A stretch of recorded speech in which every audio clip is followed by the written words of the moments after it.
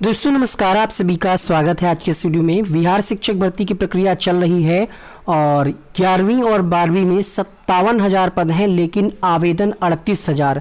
यानी यहाँ पर आप देखते हैं कि यूपी में जिस तरीके से सीटें होती हैं उस पर एक सीट पर लगभग 8 से 10 या 20-50 तक दावेदार होते हैं, लेकिन बिहार में ये स्थिति है कि 57,000 पदों पर सिर्फ 38,000 ही दावेदार हैं, यानी सीटें खाली रह जाएंगी।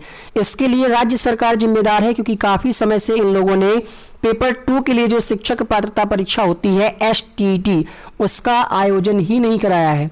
शिक्षक भर्ती में +2 के लिए नहीं मिल रहे योग्य अभ्यर्थी, +2 स्कूल शिक्षक के योग्य अभ्यर्थी नहीं मिल रहे। BPSC ने 1.70 लाख शिक्षक भर्ती की वैकेंसी निकाली है। इसमें से कक्षा 11-12 में शिक्षकों के 57,602 पद हैं, लेकिन आवेदन मात्र 38,000 ही मिले हैं।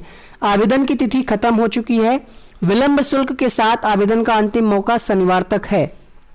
पद के अनुसार आवेदन में अभी 19,000 से अधिक का गैप है।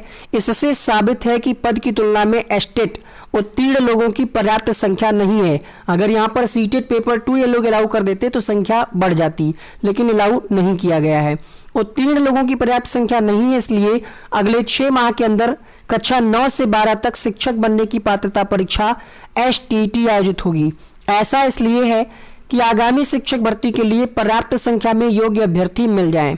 गणित, भौतिकी, रसायन, जीव विज्ञान, हिंदी, अंग्रेजी, संस्कृत सहित अन्य विषयों में STET आयोजित कराने के लिए शिक्षा विभाग ने तैयारी पूरी कर ली है।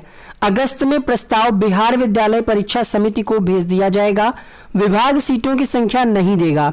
आशा है कि सितंबर-अक्टूबर में BSEB विज्ञापन जारी कर देगा।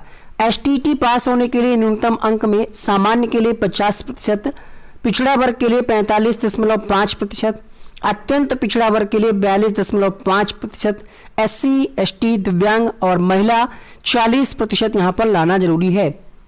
2019 में STET की यहाँ पर डिटेल दी गई है कि कितने पदों पर कितने अभ्यर्थी पास हुए थे।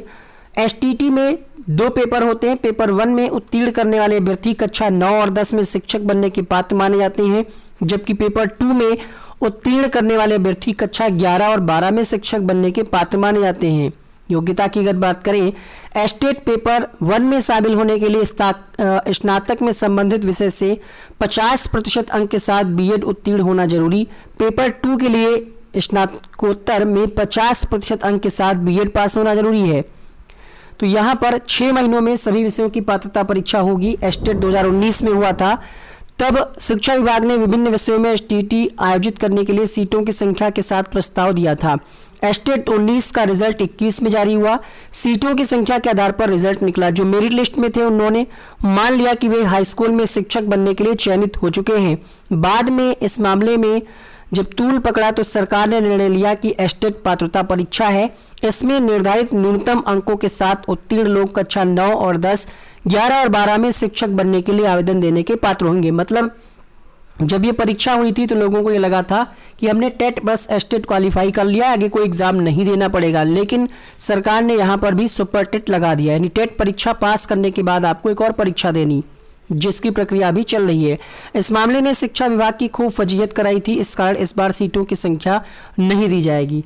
तो यहाँ पर कहीं ना कहीं छात्रों के साथ अन्याय ही है। अगर एस्टेट हुआ होता इस वैकेंसी से पहले, ये जो वैकेंसी 1.70 लाख की निकाली गई है, इससे पहले अगर एक बार एस्टेट हो जाता तो यहाँ पर ये जो संख्या है 57,000 पद पर 38,000, ये संख्या 57,000 पद पर लगभग डबल हो जाती।